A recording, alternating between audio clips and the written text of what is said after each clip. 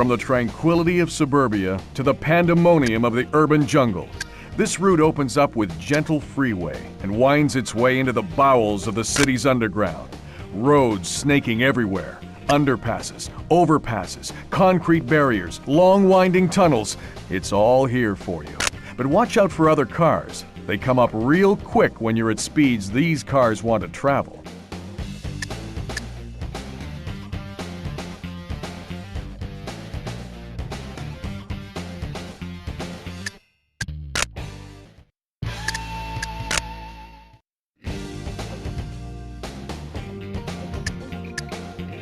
Lightweight, powerful, and shapely, the RX-7 is a driver's car that's also a treat for the eyes.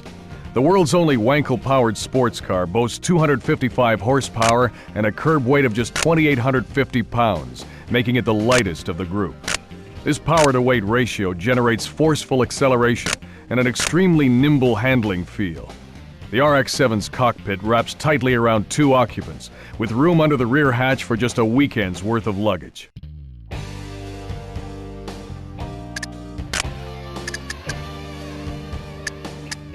Wheel hop off the line hinders drag strip starts, but once underway, the RX-7 is explosively fast. The transition from primary to secondary turbo operation is hardly noticeable. Handling is extremely responsive, and with 0.94 G of lateral grip and only slight body roll, the RX-7 is second only to the Viper in its race car-like feel. Stopping is equally impressive, with 11.6-inch rotors front and rear, although this ABS-assisted sports car doesn't quite achieve the braking brilliance of the NSX or Porsche.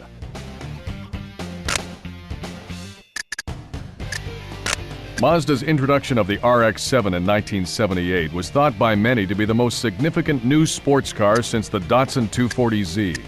It was a high-quality, affordable sports car with good performance, reasonable fuel economy, exciting styling, and for a 2-seater, generous interior room. It was also the only sports car sold in the North American market powered by a rotary engine. The RX-7's twin-rotor Wankel engine has remained essentially unchanged over the years except for increases in power and the addition of turbochargers. The 1986 through 1992 cars received semi-trailing arm independent rear suspension and a body style criticized for looking too similar to a Porsche 944. However, a radical redesign was delivered by Mazda in 1993 with an entirely new chassis, with the emphasis placed on lightweight and agile handling. Perhaps one of the most attractive cars on the road today, the new RX-7 is considered by many to be an affordable exotic, without the penalties of temperament and price associated with other such cars. At the RX-7's heart is a 2-rotor, 255-horsepower Wankel engine, fortified by a twin turbocharger system that transitions from primary to secondary turbo in about 4,500 RPM. The RX-7's unit body is of steel, with an aluminum hood and minimized glass area for weight reduction. Further use of aluminum is found in the links of the RX-7's 4-wheel independent suspension to lower unsprung weight for improved handling.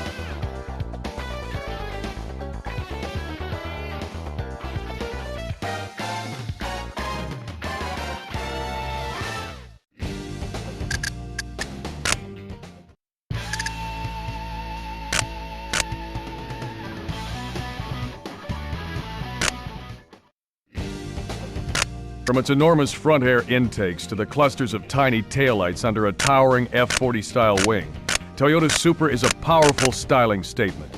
It also has muscle beneath its hood to match those looks. A 3-liter twin-turbo inline-6 engine makes 320 horsepower, which ties it with the Mitsubishi 3000 GT VR4 for the most powerful Japanese production sports car made. The Supra's chassis employs no special gimmicks, just the basics for world-class handling.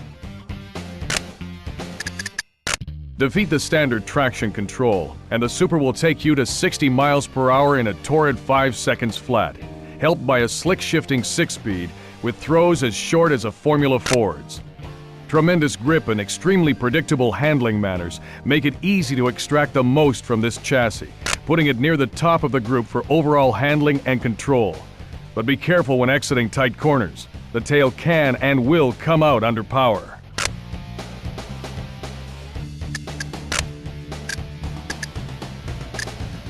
The origin of the Supra dates back to 1971, when Toyota introduced the Celica as an economical 4-cylinder sports coupe. It was 8 years later that Toyota decided to create a new, more powerful version of the Celica, outfitted with a 2.6-liter inline-6 power plant derived from the Cressida's engine. The new model, called the Supra, enabled Toyota to better compete with other popular economy-minded sports cars such as the Mazda RX-7 and Nissan 280ZX. The Supra underwent rather conservative body style and mechanical changes through its next 2 generations. But in 1993, Toyota unveiled a radical redesign. The new Supra Turbo's performance capabilities put it at the top of the pack of Japanese production sports cars, and squarely in contention with Europe and America's best. Like all the Supras before it, this version uses an inline-6 with a cast-iron block and aluminum head. But twin camshafts, sequential twin turbos, and a jumbo-sized intercooler help bolster output to 320 horsepower. Despite weight-saving efforts such as hollow fiber carpeting, dished head bolts, and a glass sphere-filled rear wing, the Supra's no bantamweight. Our scales show a healthy 3,450 pounds.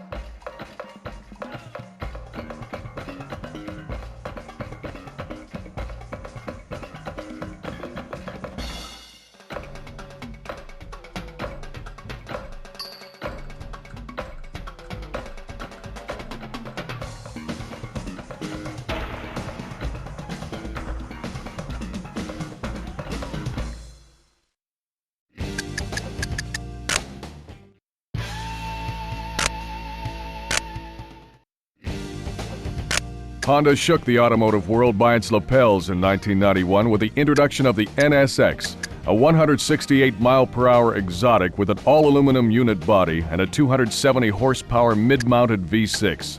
Not only was it quick, agile, and forgiving to the inexperienced driver, the NSX established a new level of refinement for exotic cars. It's easy to get in and out of. It's quiet at cruise. Its trunk will hold 2 golf bags, and its outward vision is superb for a mid-engine car.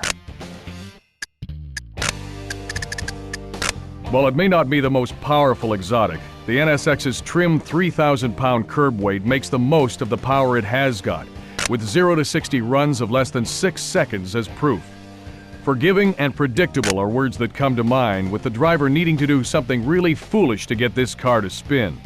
The steering feedback is so immediate and precise, it almost feels as if you're holding a tie rod in each hand. Powerful anti-lock brakes give the NSX the most stopping power of the bunch.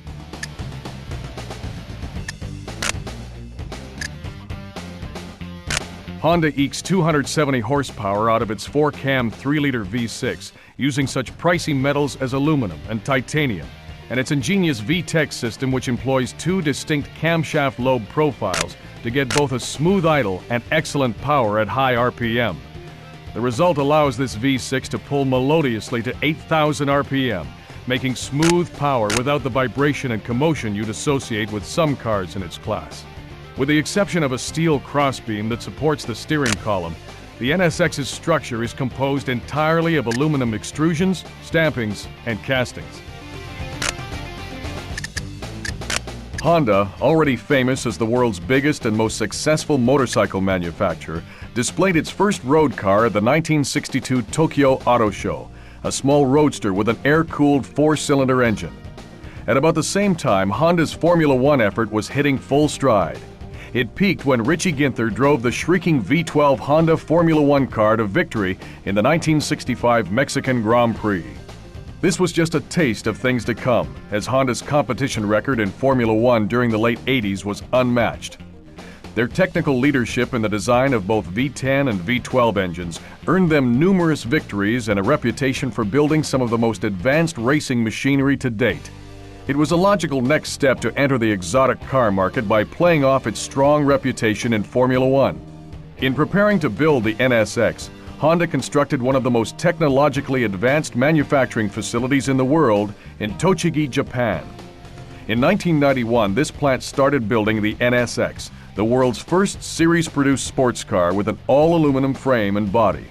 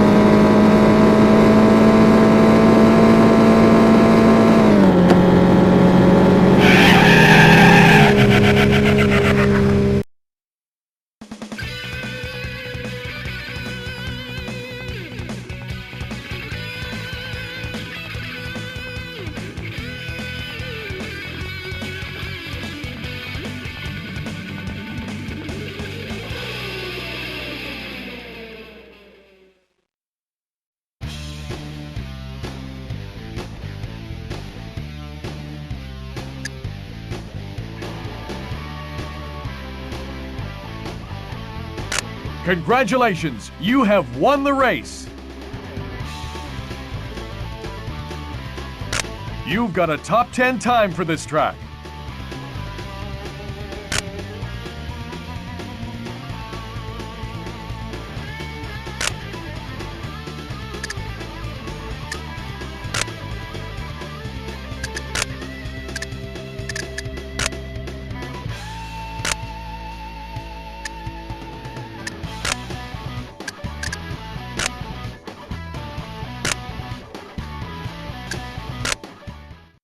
Ah, the smell of the ocean. This route starts a meandering run along the coast, winds its way up and along some crags, inland through some tight forested road, and then back down along a narrow peninsula. It's a well-rounded drive with a couple of nice straightaways and a healthy portion of squirrely corners. Go ahead, use that lead foot, but keep a tight grip on the wheel.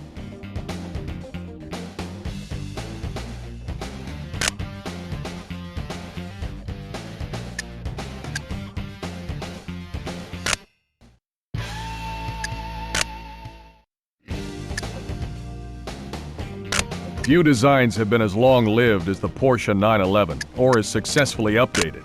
Its instantly recognizable silhouette has been around for more than 30 years, but with each revision, this rear-engined, air-cooled, flat-six-powered sports car from Zuffenhausen has been made to corner more aggressively, accelerate harder, stop shorter, and through detail refinement, look better. To many of its followers, the 911 is considered to be the only real Porsche. Few designs have been as long-lived as the... With 59% of its 3,065 pounds borne by the rear wheels, the 911's tail can still be made to step out by lifting off the throttle or braking under considerable side loading. However, this tendency is much more benign with its improved rear suspension. Where this rear weight bias helps out tremendously is in the 911's fantastically powerful braking, effected through huge vented and cross-drilled rotors clamped by racing-bred ABS-assisted calipers. Overall, this car has a great feeling of precision and finesse.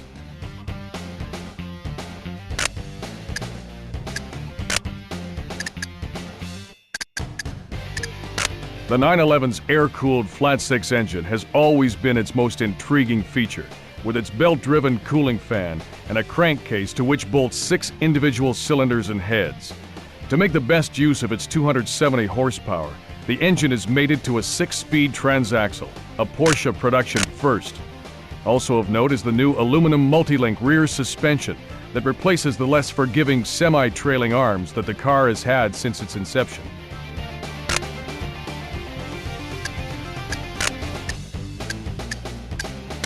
As Ferdinand Porsche was commissioned to design the Volkswagen Beetle well before World War II, it's not surprising that the original Porsche 911 showed aspects of its design, from its rear-mounted air-cooled engine to its torsion bar springs. Making its production debut in 1964, the 911 had a 2-liter flat-six power plant that was essentially a scaled-down version of the 1962 Formula One flat-8 engine. It wasn't until almost a decade later that Porsche introduced its Carrera, an appellation that signified its most powerful model that originated from the grueling Mexican Carrera Panamericana road race. This model became the first Porsche road car whose rear tires were wider than the fronts, and which had a rear spoiler to increase downforce.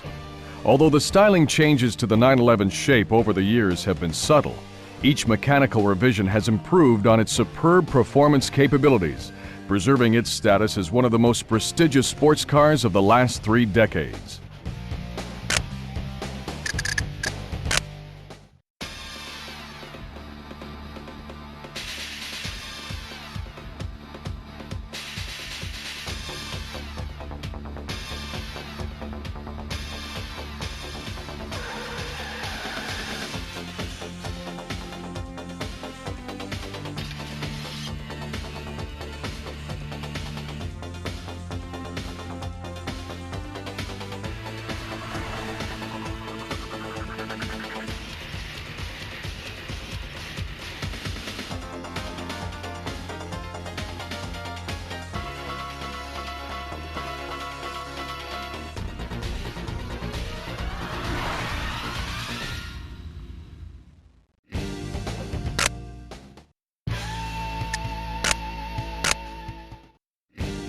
Long heralded as America's sports car, the ZR1 is the most powerful production Corvette ever made, foregoing the standard pushrod V8 for one with 4 cams, 32 valves, and 405 horsepower. The ZR1's LT5 engine is a multinational effort, with engineering assistance supplied by England's Lotus and assembly carried out by Mercury Marine in Stillwater, Oklahoma. Final assembly of the entire car is performed where Corvettes have long been built, in Bowling Green, Kentucky. Carrying 200 pounds more than a standard Corvette and wearing wider tires, the ZR1 is a little less nimble, but more than makes up for this in sheer power and speed. The ZR1 attained an honest 178 miles per hour in our latest road and track top speed test, which places it a solid third in this group of sports cars. Drag strip launches are uneventful and easily repeatable, making it child's play to get 0 to 60 clockings in the 5-second range all day long. And the big V8's power band is so broad that you seldom have to worry about being in the wrong gear. The Corvette's structure is unusual, with fiberglass panels that are bonded to a skeletal steel frame. This structure exhibits some flex, which takes away from the feel of precision, but tires, brakes, and suspension geometry are all so good that this is more of a subjective demerit than anything else. The ZR1's 6-speed transmission has an extremely tall top gear for relaxed cruising, and cockpit adjustable suspension damping makes those longer journeys more comfortable.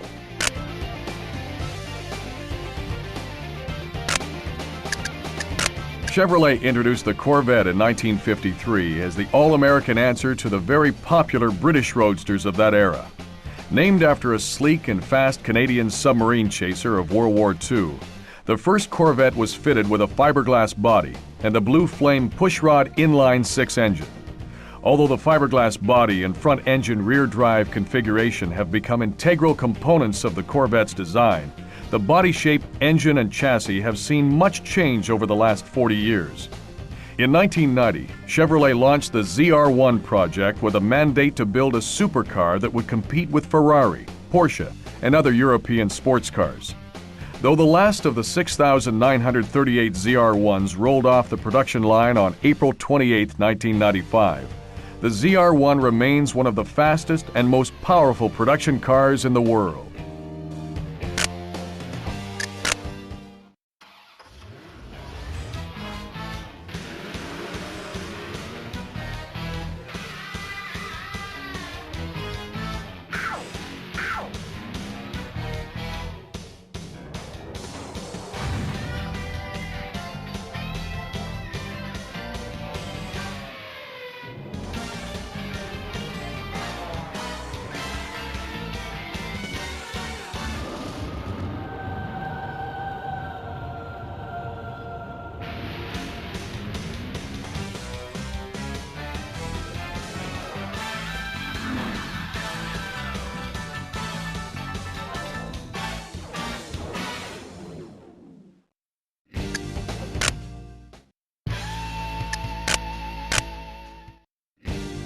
Whisked from car show sweetheart to production vehicle in just 3 years, the Viper has put Chrysler back on the supercar map in bold block lettering.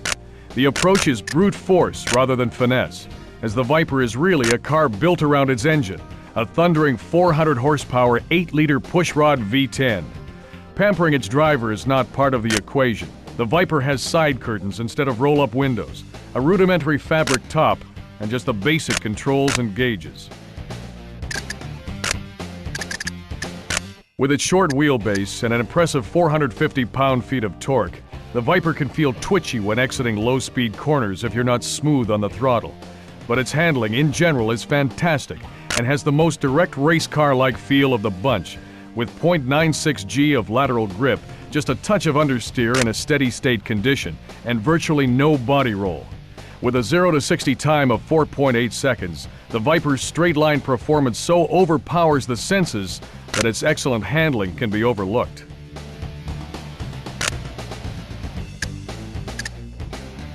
By far the largest production car engine sold in the U.S. today, the Viper's 8-liter all-aluminum V10 shares the architecture of Chrysler's small-block 360 cubic inch V8, but with 2 more cylinders grafted on. Its exhaust exits through side pipes incorporated into the rocker panels. The Viper's construction follows race car practice, with a square-section tubular steel frame, tubular double wishbone suspension with coil-over shocks and plastic bodywork.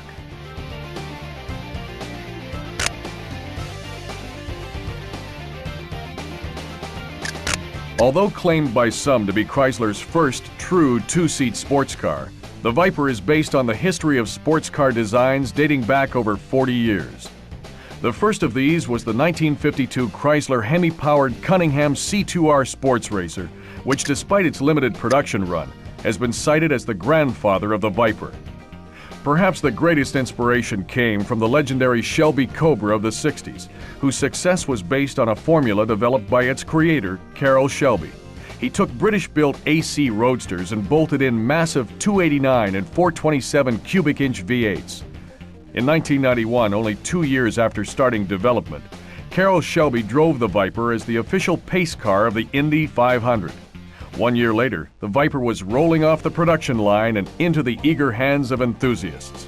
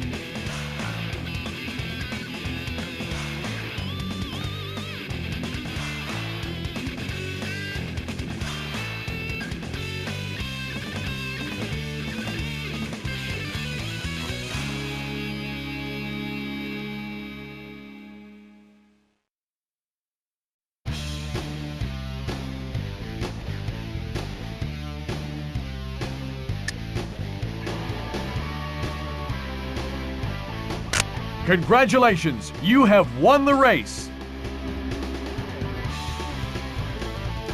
You've got a top 10 time for this track.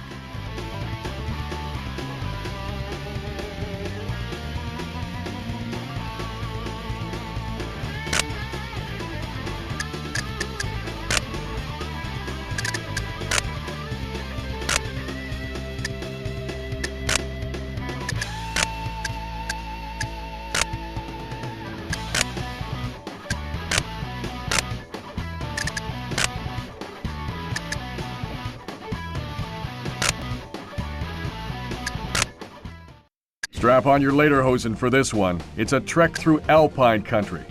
Starting with an ascent on some wide forested road, you'll soon find the air thinning and the road narrowing. Expect a lot of cliffs, tunnels, and tight road. Passing gets tough on winding single-lane roads, so you'll need to get creative if you want to clock some quick times here.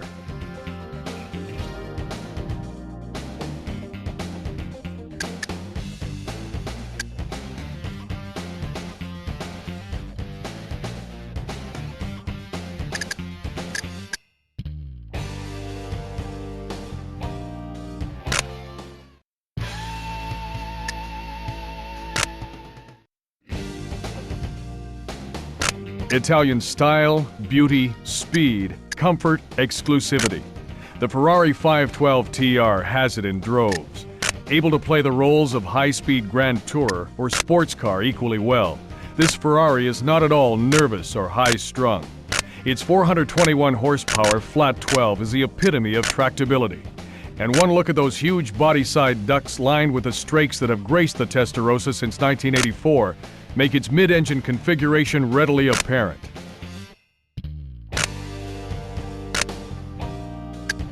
Despite being 55 pounds heavier than its predecessor, the 512 TR's additional 41 horsepower get it to 60 miles per hour, a whopping 1.5 seconds quicker.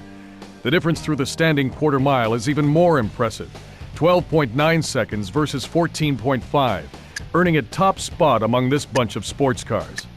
Though its tail can be provoked into oversteer, the 512 TR prefers gentle understeer and exhibits a docility that belies its rear-heavy weight distribution. The unassisted steering, though very precise, can be heavy in low-speed turns. Besides making some of the most glorious mechanical noises on Earth, the 512 TR's all-aluminum flat 12 is a thing of beauty, with intake castings that could be displayed at the Louvre. Compared with the Testarossa it replaces, the 512 TR has 10% more power, larger 18-inch wheels and tires, a stiffer tubular frame, more precise steering, an improved braking system, and a redesigned interior.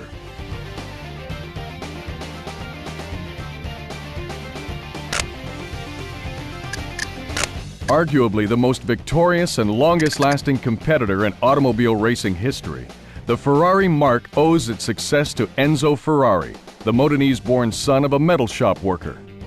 Along with a small group of close colleagues and talented engineers, Enzo produced sports racing cars that were as beautiful as they were fast. Since the marque's inception in 1947, a prancing black horse on a yellow background has been Ferrari's emblem. It was once the symbol of World War I flying ace Francesco Baracca. After he was shot down, his parents sent Ferrari a piece of the plane's fabric bearing the symbol, wishing for him to adopt it in recognition of his similar competitive spirit. The earliest predecessor of the 512 TR can be traced as far back as 1957 to the first production 250 Testarossa. This 12-cylinder Ferrari had its cylinder heads painted fiery red, which led to the name Testarossa, or Redhead. The tradition continues to this day on the 512 TR.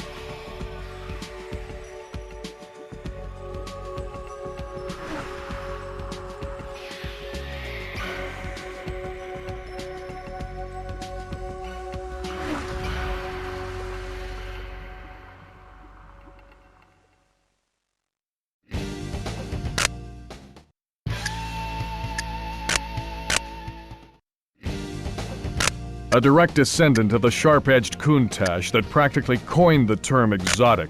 The Lamborghini Diablo retains the mid-mounted 4-cam V12, swing-up doors, and all the excitement of the original in a more rounded, smoothed-over form. Look closely and you'll see slightly larger engine air intakes and brake ducts that are the distinguishing marks of the VT, the all-wheel drive version of the Diablo. Never before has a Lamborghini put its power to the ground so efficiently. With its all-wheel drive system configured to drive the front wheels only when the rears start spinning, the Diablo VT retains its rear drive character, but with an extra margin of stability. Although aggressive use of throttle can still bring the tail out, power oversteer is much milder than the standard Diablo, and power can be put down sooner. With the capability of accelerating to 60 miles per hour in less than 5 seconds and attaining the fastest top speed of the group at just over 200 miles per hour, the Diablo VT is a formidable presence on either road or track. All-wheel drive that incorporates a mid-mounted viscous coupling helps put the VT's monstrous 492 horsepower to the ground. Chassis construction is similar to the Ferrari's with a tubular space frame, but aluminum alloy body panels are augmented by a steel roof and strategically placed panels of carbon fiber. Unlike the high-pitched scream of the 512 TR's engine, the Diablo's all-alloy 48-valve V12 resonates with a deep brassiness. Think of a dozen trombones.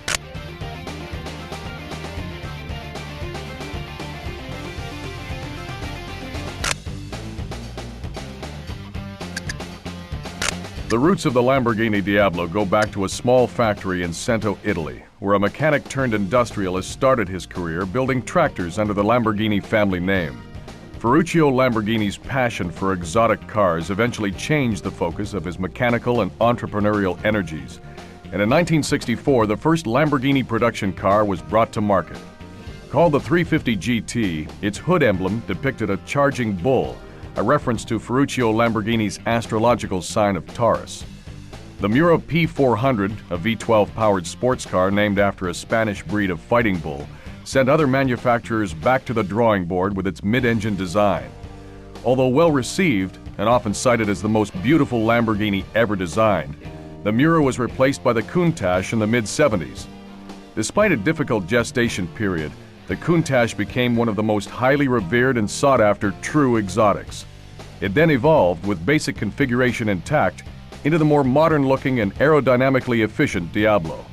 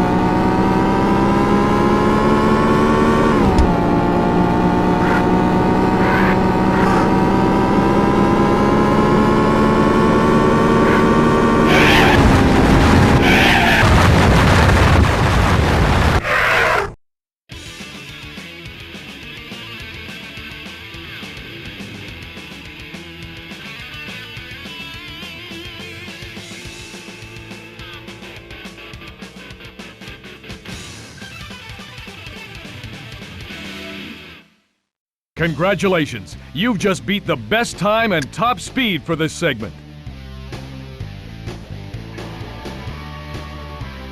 You have won the race and beat the best time for this track. You've got a top 10 time for this track.